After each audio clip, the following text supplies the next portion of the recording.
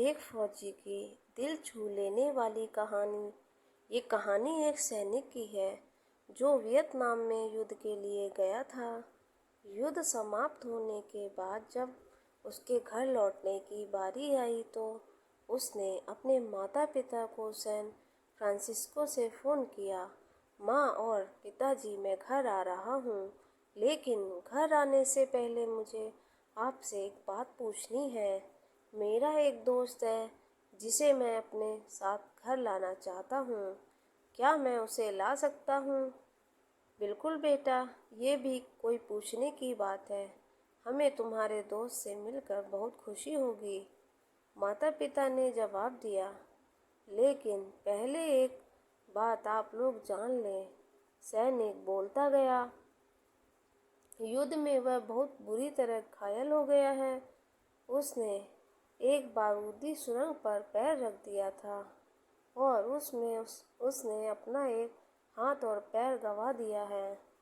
उसके पास कोई जगह नहीं है जहां वो जा सके, इसलिए मैं उसे अपने साथ रहने के लिए लाना चाहता हूँ।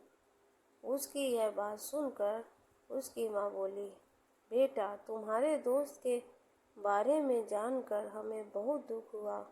हो सकता है हम उसके रहने के लिए कोई जगह तलाश कर सके। नहीं माँ, मैं चाहता हूँ कि वो हमारे साथ रहे। लेकिन बेटा, अब पिता ने कहा, तुम समझ नहीं रहे हो कि तुम क्या चाह रहे हो। इस तरह का अपाहिज व्यक्ति हमारे लिए कितना बड़ा बोझ होगा। हमारी अपनी जिंदगी है जीने के लिए और हम नहीं चाहते कि इस तरह की कोई भी परिस्थिति हमारी जिंदगी में दखल दे।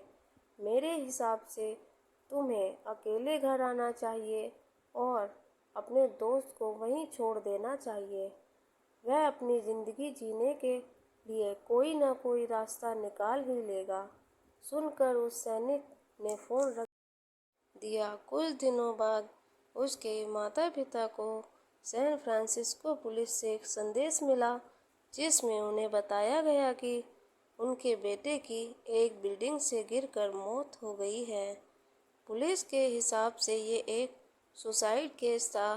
दुखी माता पिता ने तुरंत ही सैन फ्रांसिस्को के लिए फ़्लाइट बुक कराई और वहां पहुंच गए। वहां उन्हें शहर के मुर्दा घर ले जाया गया ताकि वे अपने बेटे की पहचान कर सके।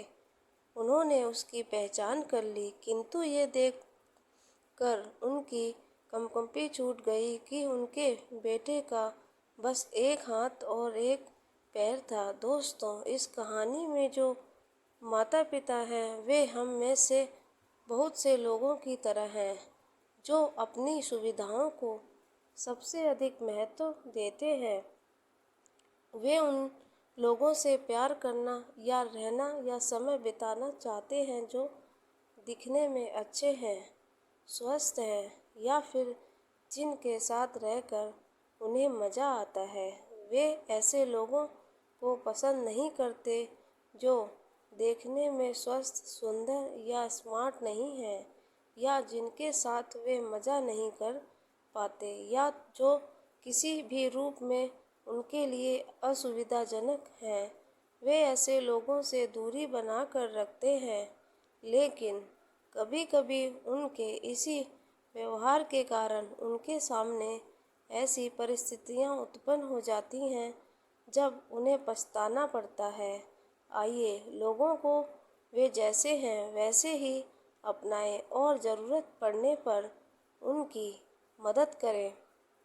आपको यह कहानी कैसी लगी, कमेंट करके बताएं। कृपया लाइक, शेयर और सब्सक्राइब करें। हमारे चैनल से जुड़े रहने के लिए आप सभी का बहुत बहुत धन्यवाद।